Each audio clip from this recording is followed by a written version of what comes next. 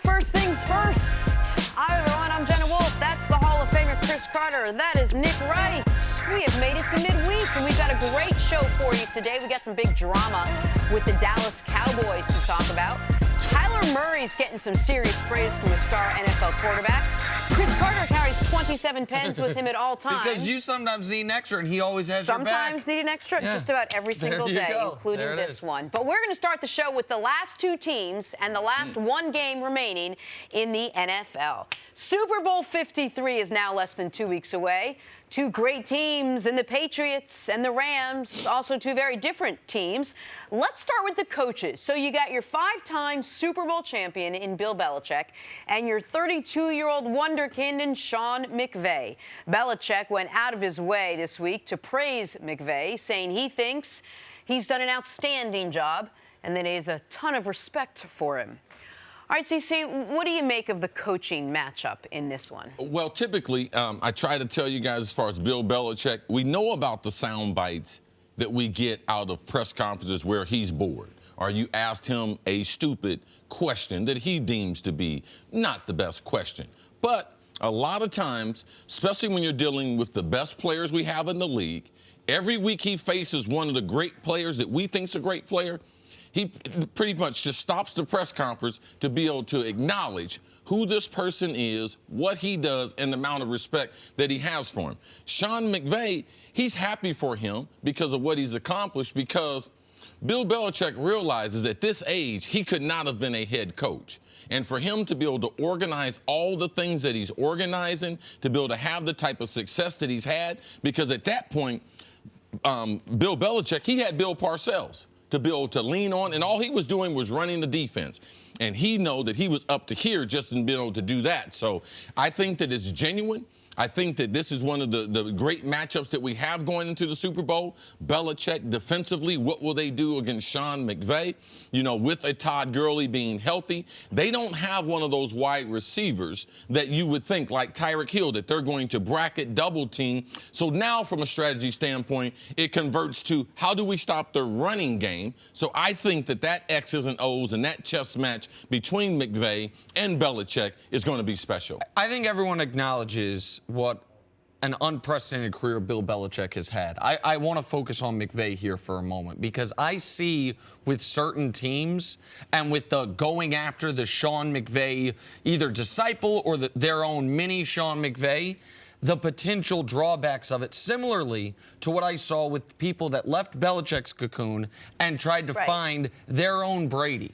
Because what people, I think, always discounted with Brady was his special skill set, his unique skill set was his brain. And not only his work ethic, not only his health, but his ability to diagnose plays before the snap and put his team in the right position every time.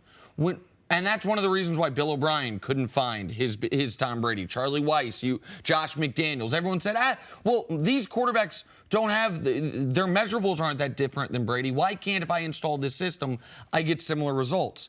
I worry a lot of these teams that are trying to hire Sean McVay light are going to fall to a similar fate, which is his ability at this age to handle everything that a head coach has to handle while schematically giving his team so many advantages, while scheming guys open.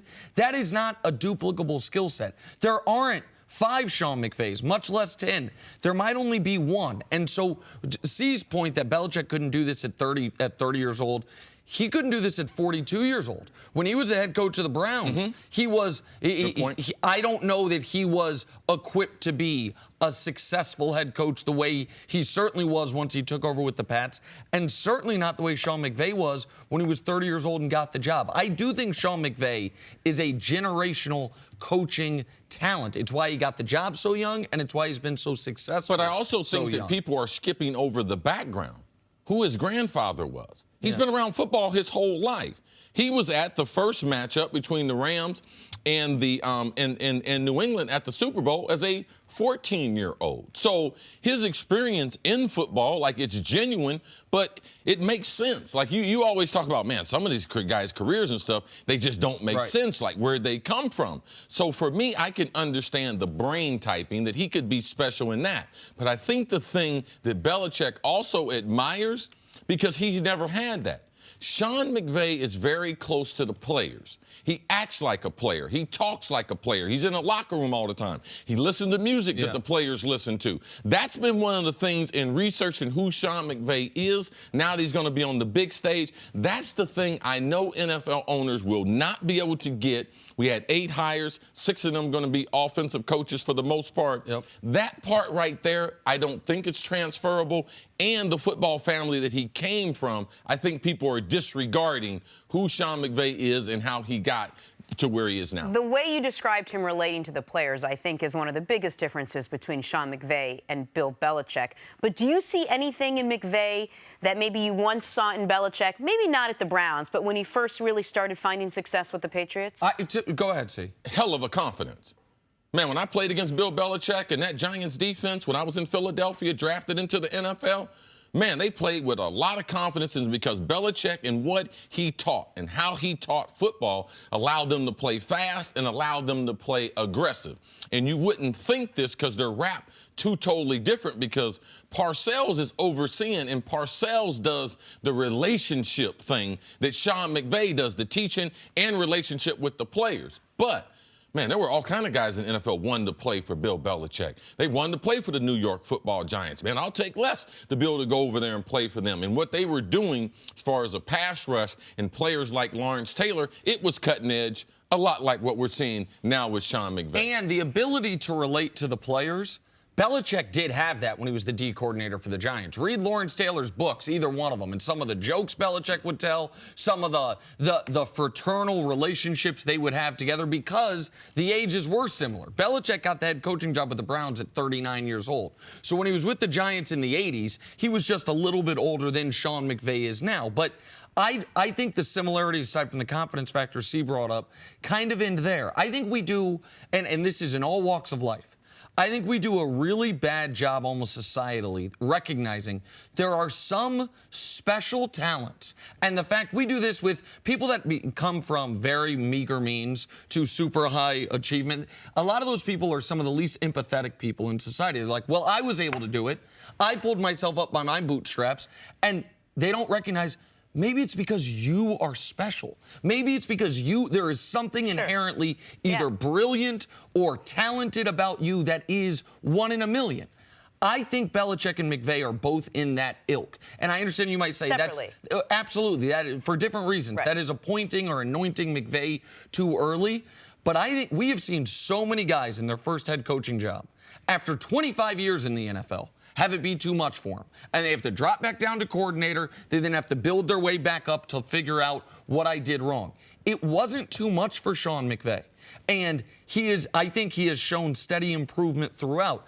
The reason I brought up the other coaches that were hired is I don't think there are a half dozen Sean McVays. There might not be 2 Sean McVays. It might just be him right now, just like there haven't been multiple Belichicks. A lot of people have tried to go install that system, install that Patriot way. And a lot of owners thought that just like we're doing with McVay, you touch Bill Belichick, you can now go create that around the league. We saw that it's not happening, but we saw this year they did the same thing with McVay.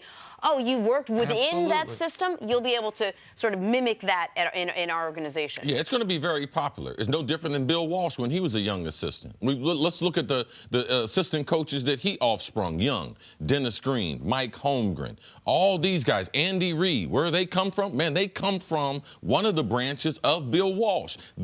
People, if you couldn't get Bill Walsh, how do I buy the West Coast system? Now people are trying to do the same thing with McVay. If you can't get him, let's get some version of, and I want that system. It's an offensive league. That's why right now, out of the 32 teams, I think 20 of them are coached by offensive coaches, because their intel of offensive football, it should overlap into that roster. And the way the game is called now, the way the rules are now, I can understand why owners would lean and why 20 NFL coaches now are offensive-minded. And I believe in coaching trees. Andy Reid, a quarter of the league right now is some branch of the Andy Reid tree, which I guess is some branch of the Bill Walsh tree, right? Because Reid, or Walsh to Holmgren to Reid, like it all. Yes. I believe in that. But it's to me, the coaches that potentially reach trouble spots is when they don't then try to start their own tree. Okay, I took this from my mentor. I'm going to take the things that he taught me that apply to what I want to do, and now I'm going to go establish my own philosophy. But McVay ain't been coaching long enough to have a tree. Right. Zach Taylor's the only one off the coaching tree. Like Matt LaFleur, he's buddies with Sean McVay. This guy kind of, Cliff Kingsbury, he kind of looks like Sean. That's not a the branch. Sean McVay coaching tree. That's the Sean McVay coaching almost, like he reminds us of him. Right. That's very different than what we've seen in the past. All right, we'll talk a lot more about this and much more on this matchup coming up. But on the other side, which Cowboy is claiming Jerry Jones is playing favorites? That's next on First and Third. Back, we'll get to Cole Beasley in a second, but first, Blazers Thunder. Watch Paul George hustles back, stuffs Al-Farouq Amino's layup. Paul George having just a spectacular season. Man, what an amazing decision. Didn't go back to California. Nope. Didn't go play for the Lakers. Always going to stay in a small market. Not too much different than the Pacers. It's amazing to see him grow his game with Russell Westbrook. Because now you can't say, oh, it's Russ's fault now. Same game. Westbrook gets a clear path to the rim, takes off for the big tomahawk slam. I mean, that's one of those angry vintage Russell Westbrook dunks where it looks like he injures the rim. Russ was on one yesterday. Go get it. And we've been waiting to see, now that he's in year 10, will the explosiveness start to trail off? Oh, you can't go to every game and expect to see this. So the explosiveness has died down a little bit. A little bit. Yeah, sometimes you get a sneak preview. Finally, Mavs Clippers, Luka Doncic with a nice behind-the-back move to split the D for the easy layup. And then the nice little lefty layup. Go get it, Luka. You know, Daryl Morey's going to be on the show later today. I want to talk to him about Luka. I have a good feeling he's as big a fan of Luka as we are, but I don't know how much he can say because of the NBA silly tampering stuff.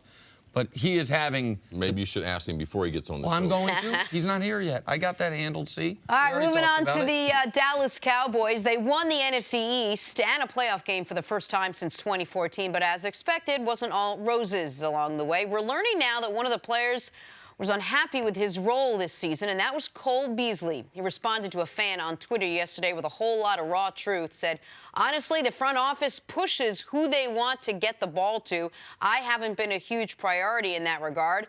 Maybe that will change, but I'm not sure. More balls come my way in 2-minute drills where nothing is planned. Doesn't mean I'm gone. I'll play anywhere where I can make more of an impact. I would love for that to be Dallas or anywhere else that will give me more pops to make an impact. I just want a ball. It's hard with 3 to 4 opportunities a game. See, you shook your head a little bit while I was reading that. What was your reaction to this? Well, how many times should they throw to Cole Beasley a game? Should they throw 10 times to him? I mean, let's not lose perspective on who you are. You mentioned the raw truth. Raw truth. Hey, there ain't no truth to this. Cole Beasley has not been a priority because he hadn't been good enough. How about that? How about Cole Beasley look in the mirror and say, you know something? I've never been the best wide receiver on Dallas. I've never been the best top two wide receivers on Dallas. This year he had an opportunity, and in that opportunity, Dallas's offense and their passing game was so bad, you know what they had to do? Crisis alert. Break the glass. Trade for Amari Cooper. Yes. So that's the reason why. Cole Beasley, you're very, very limited. You're not a special teams player. You are only a slot receiver. You are not a deep threat. You are not a burner, okay? You are a possession slot receiver playing for the Dallas Cowboys who are challenged to throw the ball above 30 times because their recipe for success has been throwing the ball to you 2 to 4 times. That's when the Cowboys are successful. So thinking he would have more opportunities, this is a trait for wide receivers. If you're a 4, you swear up and down you should be a 3. If you're a 3, oh, man, I'm so good. These people holding me back. That's the reason why I'm not a number 2. If you're a number 2, oh, I want number 1 money. All these receivers, typically, they get a rude awakening when they try to step up to that responsibility. It's no different than in life. People always think, I should get more. Oh, everyone's holding me back. A lot of times people should look them damn selves in the mirror and realize that's the problem. It happens to be me, and I'm not that good. There is nothing I've been more certain about in the last 6 months doing this show than Chris's reaction to this story. Chris, what is the personality trait amongst people that irks you the most? A lack of what? Not being self-aware. Self-awareness. What team in this league, now the CFL may be different, but in the NFL, what team going to give Cole Beasley more than 90 targets? Because that's what he got with Dallas. He got 90 targets. Jacksonville. Right, maybe. Do you know how fortunate he was? He was on Dallas this year. That because Allen Hurns didn't step up, because they got rid of Des Bryant, Jason Witten retired, for the first 8 weeks of the year, he was the featured part of their offense. And he finished the year with his second best season ever. 65 catches, 670 yards, 3 touchdowns. Those are his second best career numbers across the board in every category. What team is desperately in need of the 11th best slot receiver in football? Because that's his ceiling right now. He is, even by slot receiver standards, he's small. Yeah. He's not incredibly fast. He has good hands, but not like, oh my God, those are the best hands in the league.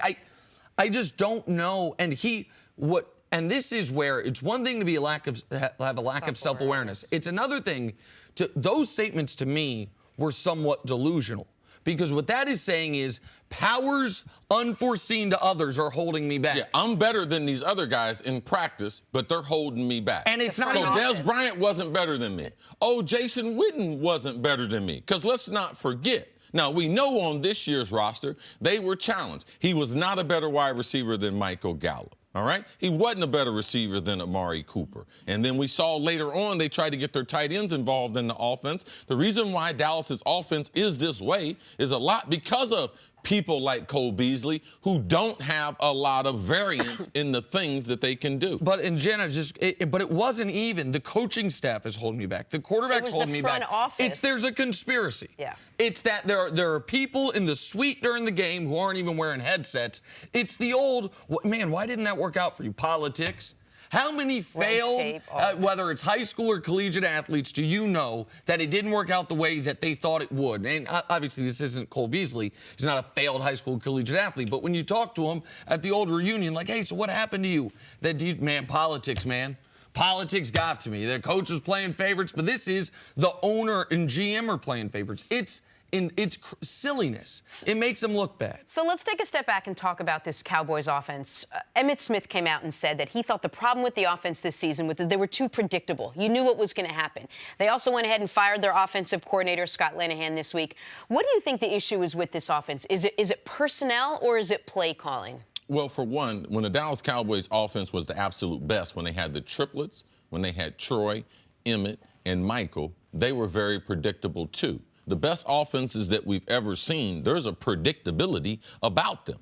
But they're skilled. They're good. They had a great offensive line. They had a great quarterback. And the talent that they had at the skilled position was second to none. So, Emmitt, I understand you sitting there watching Dallas and everything, and because they have a dominant running game, you would say it's predictable.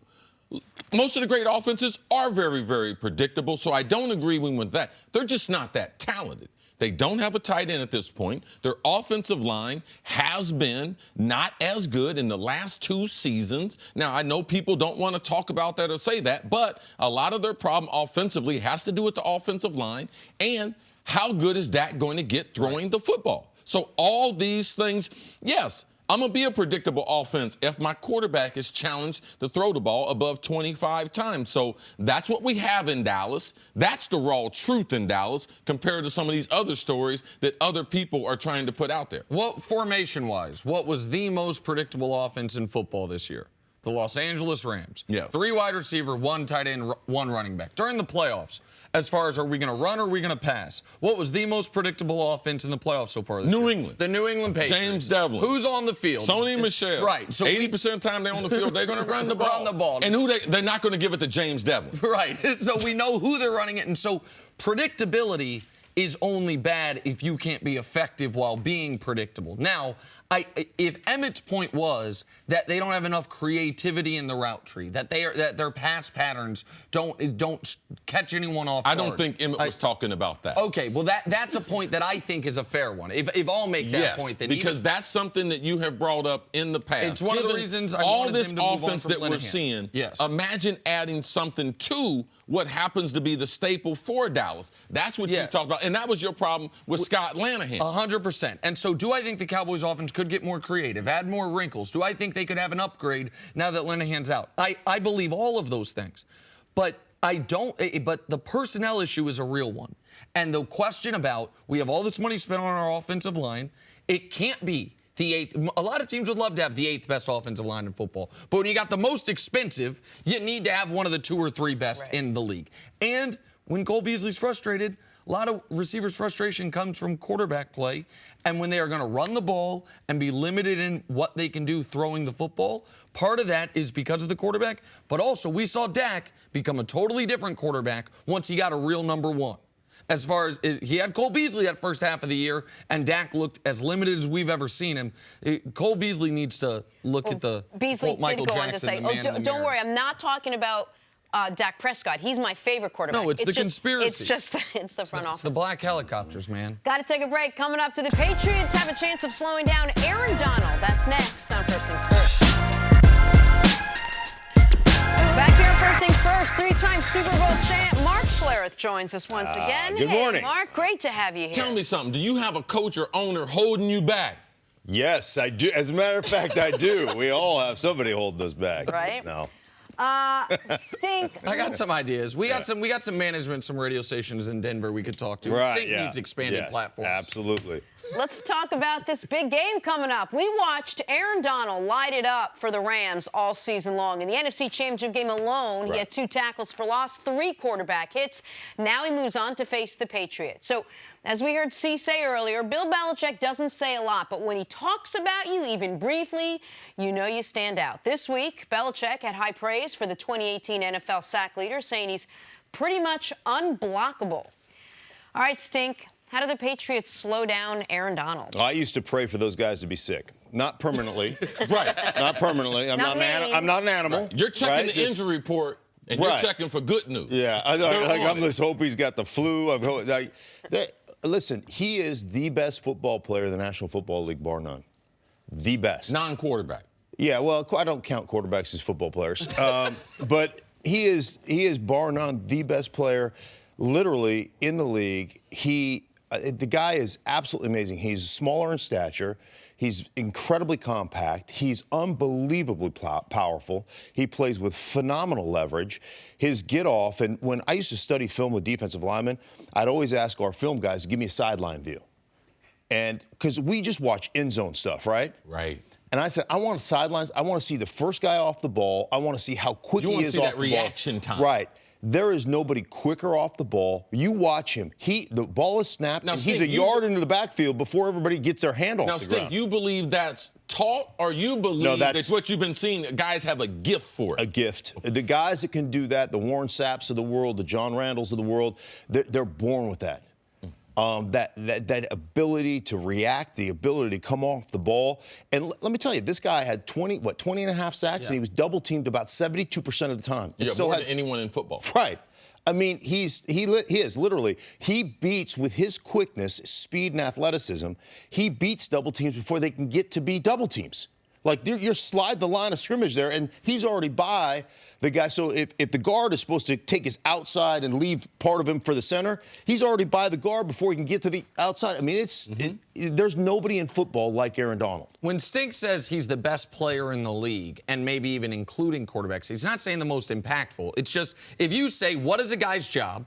How well does he do it? And what is the gap between him and whoever is second? That's where Donald is across the board clearly the best. Like, there's an argument about who's the best wide receiver in the league. There's an argument about quarterback. There's an argument about running back. There is no argument about his spot. D-tackle, it's Aaron Donald and everybody else by a wide margin. And what he can do, the reason that I said I thought he was the most impactful player on the field in the conference championship round, even though the stat sheet, he had almost zeros across the board, is he makes the other team play with one fewer person. All of a sudden, it's 10 on 9 because he's taking up 2 people. And so Sue played an excellent game. And the stat sheet would say Sue was way better than Donald. But Sue, for the first time in his career, he's not dealing with the double teams. He's not dealing with the offensive line game planning against stopping him. It's like you're in a spot where it's like, well, if Sue beats us, he beats us. What we can't have happen is Aaron Donald wreck the football game. And tell me if you guys disagree. Khalil Mack and the outside edge rushers, Von Miller, those guys are special players that can impact the game. But when your guy that can get to the quarterback at that rate is doing it from up the middle, it seems like that can have an even more detrimental effect of the offense. Because when he's getting off, it's going to take some amount of time for Khalil Mack to come off the edge. For Aaron Donald, when he does split the double team, or when they try to do a reach block, they don't get to him, he's at the quarterback instantaneously. No matter how quick your get off is, your release is, he can be right there. He absolutely, it's not a hyperbole say, he can wreck any football game he's in. We talk about the one thing the Patriots do so well is they'll take away your best weapon no matter what it is. But that's on offense. Does the same apply on defense? Are they going into this game saying our main focus is going to be a guy like Aaron Donald? It's always applied both sides of the ball for Belichick. Aaron Donald is Tyreek Hill. All right? We saw Tyreek Hill eliminated to one catch in the second meeting because they got used to the speed. They changed the double team, and they changed how they're going to attack him. I believe Aaron Donald is in a rare class. And I've been very, very fortunate that I played with two Hall of Famer defensive tackles in John Randall and Reggie White. Now, he's neither one of them as far as style, size, or how he's going to, but he has some of the attributes. And I believe in the game that we have today in the NFL, there's one name, or there's a couple names I can compare him to, but J.J. Watt is the only guy in the last 10 years that would rival Aaron Donald as far as reputation in the NFL. We also have Fletcher Cox in Philadelphia. He's one of the top 2 or 3 defensive tackles. I'm just going to show you how Belichick and what he's done against these players. J.J. Watt, 7 meetings, a half a sack. A couple times defensive MVP. He said the same thing. Go back and listen to the notes. It's almost the exact same quote about J.J. Watt. So Belichick has been a genius in being able to eliminate not only offensive players, but defensive players and how he's going to attack them. Fletcher Cox, people talk about Philadelphia and the rush. What did he do in last year's Super Bowl? Go back and look at it. He had a 1 tackle, no sacks, didn't really have a significant meaning in the game. Their other players played well. So that's what I'm looking for Aaron Donald, the combination of what he's going to do affecting their blocking and what Ndamukong Suh does. Because I believe that this combination, this is the only way, and Todd Gurley, you're going to be able to beat New England and be able to match the physicality that they have. One of the things you do, and so I've game planned against Reggie White. I've game planned against Lawrence Taylor. I've game planned against Junior Seau. And one of the things you do with these guys to slow them down is oftentimes you'll put a game plan in that runs at them. And you want to give them as many different looks as possible. I want them to defend the run at the point of attack. I don't want them to chase me down in the backfield because they're so fast. If you're trying to block back on Aaron Donald and run away from him, he'll beat that block back. He'll tackle you for a 3-yard loss. So I want him stagnant, right? Static, waiting to take it on. Yes. That's one of the things I want. Now, I want to do that in a variety of ways. He's so upfield. Can we put in a trap game? Can we put in a wham game? Can we get him up the field, invite him up the field because he's so explosive, and then have a tight end scramble his brains, right? That's what I want to be able to do. So I want to be able to affect him as much as possible in the running game, running at him and giving him a variety of looks. So at least I hope that he slows down a little bit and he's going, okay, where am I going to get hit from this time? Are they going to wham from the outside? On my outside, we'll run an outside play. So tight end comes across the formation this way, hits me in my ear hole on my right side, and then all of a sudden, the next one, we're going to come this way. We're going to hit him on my ear hole on the left side. Like, where are they coming from? Can I slow down so then all of a sudden I get a 5-step drop with 2 hitches? Can I slow him down enough to where we can actually block him? That's the question. And when you're an offensive game plan team, you attack guys like that. You attack them in the running game in hopes that slows them down in pass rush. Well, and Aaron Donald and where he is benefited and where the Rams have helped him out enormously is trading for Fowler, acquiring Suh. So if the Patriots' entire game plan is to stop him, you can have other guys make an impact. We were talking before the show, the most notable instance of a defensive line really affecting the Pats in the Super Bowl, or in the playoffs, I should say, was the Giants in 07 in that NASCAR package, right? Mm-hmm. And that was because even if the Patriots went in the game saying, we're not going to let Strahan kill us, OC was coming, Kiwanuka was coming, they had other people, Justin Tuck was coming. And so even if the Patriots do a brilliant job of J.J. Watting Aaron Donald as far as slowing him down, okay, so that's when the Rams' offseason comes into play and their midseason with Dante Fowler comes into play. All right, take a break. Coming up, another Eagle speaking out on Carson Wentz. That's ahead on First Things First. This February, the greatest event in motorsports is back. The Daytona 500 kicks off the 2019 NASCAR season.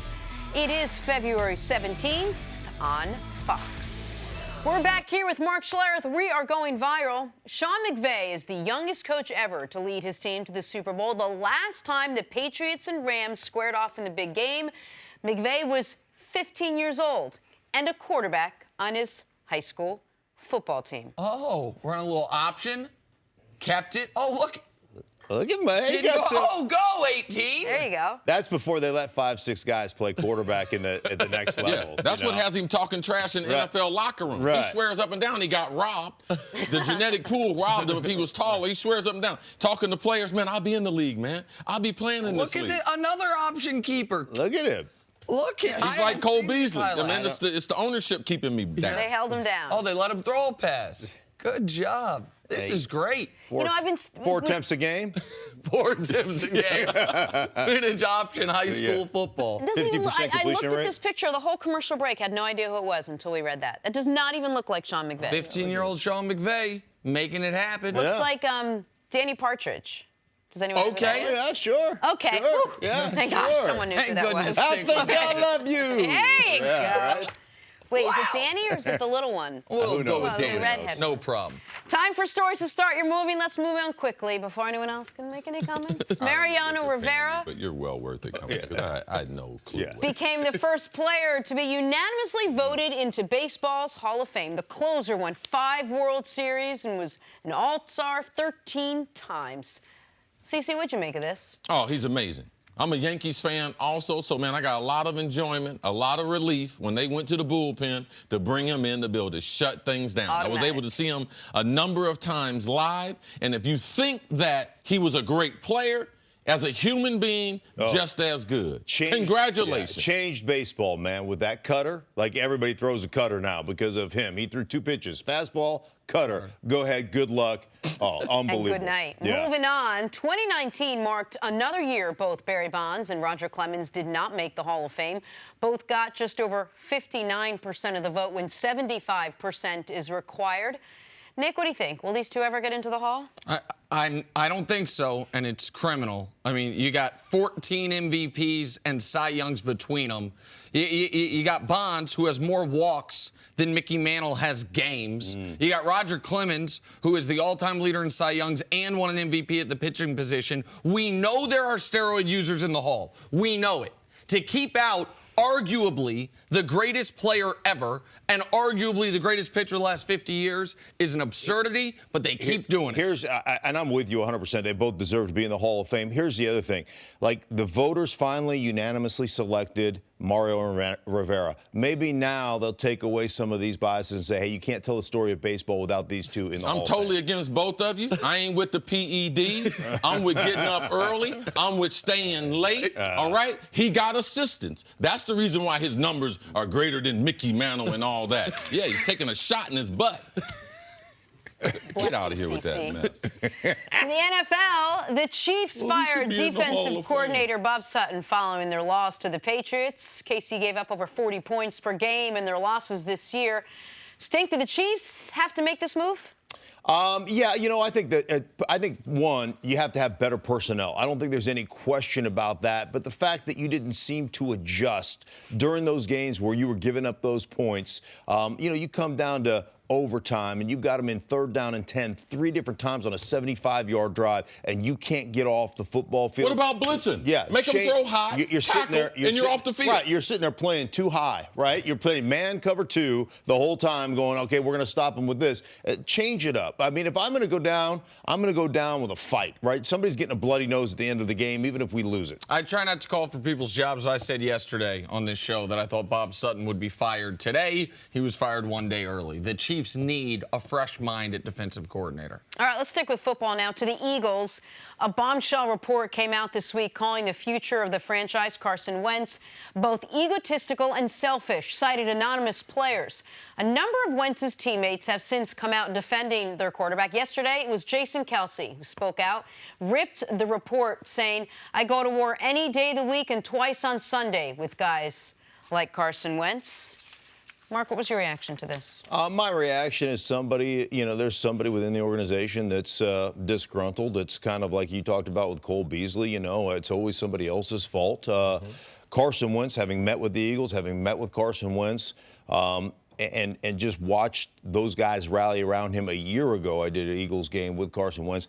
They absolutely love that guy. For the majority of that team, they love that guy, and that guy's an unselfish football player that puts the team first. So I don't know what you would, like I heard CC talking about this yesterday, and, if it's a disgruntled wide receiver that's not getting his shine that he thinks he should get, or because Nick Foles comes in and distributes the ball a little bit differently than Carson Wentz does, you're mad about that. But the bottom line is, I think the guys who have stood up, the guys who have come to the forefront, the guys who aren't cowards that leave things anonymous, the guys who have come to rally around Carson Wentz, those are the guys that I would put more merit in, and those are the guys that I would trust more. Right. There's a number of things coming out of this report that I don't like, because the reporter had plenty of time to be able to ask questions. He could have went to all the press conferences. He could have questioned Carson Wentz. There's a number of things he could have done to validate this report that he decided not to do. So I know I don't have a school named after me as far as broadcasting and journalism, but just some of the basics as far as following up, getting someone to be able to go on the record. Those things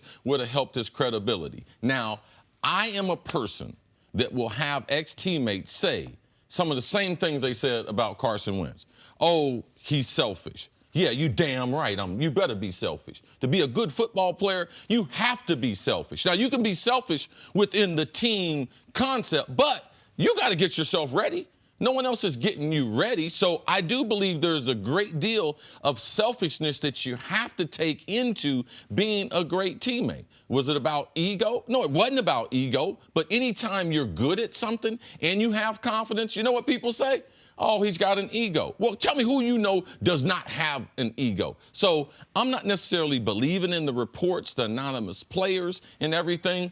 I believe there was one wide receiver that might have had a problem with it, or two. That's the way they go. I believe the Eagles' biggest problem is their offensive coordinator. I believe that Mike Groh, we don't know if he is cut out for this. So even guys complaining is basically the backlash of losing your quarterback coach, Frank Wright, and John DeFilippo. You lost both of them, and then you bring in someone who's never called plays in the NFL. There have always typically been problems, and I think that's more of the problem in Philadelphia now than Carson Wentz. And one of the other things in this report was that once DeFilippo and Reich went out the building, Carson was able to kind of run over Mike Groh, which speaks to C's point.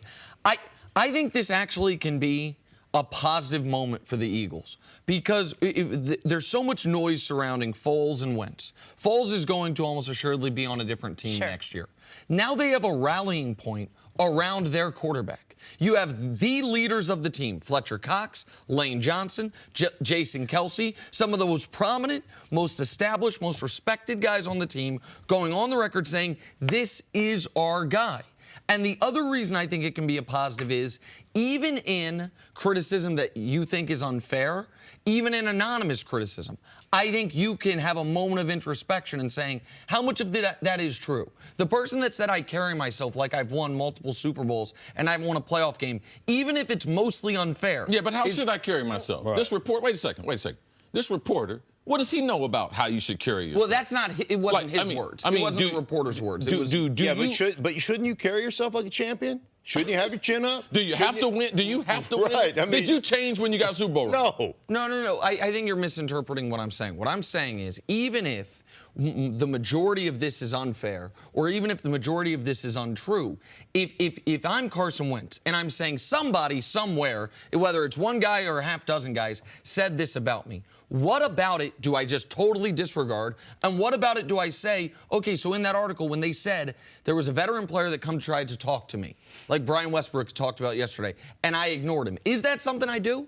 Do I need to have a more of an open ear? Even if most of it is, of course I have a big ego. That's how I got here from North Dakota State. Of course I'm selfish. That's what 98% of pro athletes are. So I don't think this has to be a negative, especially because so many guys have come on the record saying Carson is our guy. But I also think it's something Carson can grow from, even if only part of it, even if only 10% of it really resonates within it. My question, and maybe you guys can answer this, is if we pretty much assume that it was the wide receivers that spoke out or whoever. No, that's just me. Don't put that on you guys. I agree. think he said that too, and I assumed it was either Alshon Jeffrey or someone else that it wasn't getting the ball. I mean, it wasn't Zach Ertz. We know that for sure. How does that not split a locker room? I mean, if we know that, my point is that Carson Wentz knows People that. are too much into this locker room thinking there's some type of, man, there's like this really fine balance and everything. You got a bunch of crazy guys. Okay, well, right? maybe. I don't think it was Alshon Jeffries, and I'm not going to say who I think it is because it's not fair to them. Of course. Right? You have a lot of dysfunction within an NFL locker room that is normal. All right? They got a job to do. As a wide receiver, I got a job to do.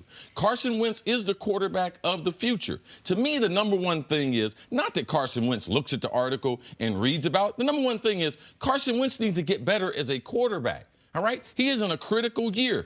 This year that passed, where he couldn't finish it up, this was a critical year for him. To me, that's what we should be talking about. How much better does he get releasing the ball? How much better does he get in reading pass coverage? How much better does he get as far as protecting his body? Those are the things I think will be long-lasting and will be the subject matter as we move on compared to these other talking points of, I had a veteran guy come up to me and I didn't listen to him. I don't think those things are really relevant. Well, I just wanted to clarify. I wasn't saying it was Alshon Jeffrey. I'm just saying we shouldn't say that. No, of course not. And it was a name that just did come up. We assume that. But I think there's a couple of things here within a locker room. There's always, like Chris said, there's 5 guys that are touched that you know they're touched, and you got to nurture them. You know, I mean, it's just the way every locker room is. And then on top of that, there's always guys in there that you're not going to pick out curtains with. There's certain guys in the locker room that I'm not hanging out with you. You know, I respect you as a football player. I respect you as a man. As long as you do your job and you go out there and you ball, we're good. Like, right. And I'm hoping we don't have a conflict. Right. But we don't. Right. Yeah. But we don't, you know, we're not going to hang out. Like, that's not part of what we're going to do. So that's part of the deal. I think with Carson Wentz, anytime you come off an injury as significant as his injury is, there's a growth process of learning how to play that way. And that's the hardest thing. Most guys have great success their second year after an ACL reconstruction. Yep. Most guys aren't Adrian Peterson. They're not freak shows. Most guys, there's a psychological barrier to overcoming an injury and reestablishing what your new 100% is. Because a lot of guys come out of injury and they think, well, if I could just get to 100%. And my advice to them is you'll never get to 100%. Mm-hmm. But you know what? If 80% of what 100% used to be for you, if you can get to 80% and that's good enough to play, that's your new 100%. Establish it there and say, I'm good to go. And you have to be able to get over that hurdle mentally and say, this is where I'm at. It's plenty good enough to play. I have to alter my game a little bit, and that's okay. And so until you're willing to do that, you're always going to be dragging that I'm not quite 100% along with me, and you'll never play to your potential. And Stink makes a great point. That's also the growth of the player where you realize I'm not as athletic as I used to be. So now the fundamentals, as you come back from injuries and as you get older, they become more important. So now you can actually become a better player because you understand and can function at a higher level because of the setback of the injury. So anyway, here we are, now that this article came out, we're all talking about it. Nick, you mentioned that the Eagles could use this as a rallying point. I guess I'm just curious how this can bring the team together. Okay, so because if I'm Carson Wentz, no matter what guys are saying, or no matter what my friends and family are saying, that, A, they're going to be excited that you're back. They're glad they know you're their guy. There's a voice in the back of your head that's like, man, are those guys, are the guys in the locker room, do they believe in Foles more than me?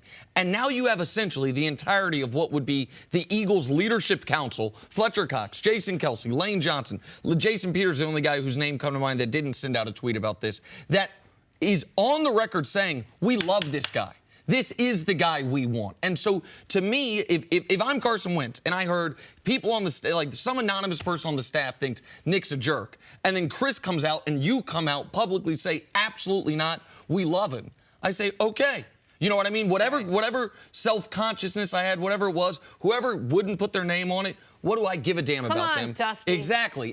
But the people that matter, they've got my back. That's the point that I'm making. For a guy who probably was emotionally down that for the second straight year couldn't finish. For the second straight year, the team seemed to click a little bit with Nick Foles. Now he's got validation. It came in an odd form, but validation from guys that matter in the locker room that they've got his back.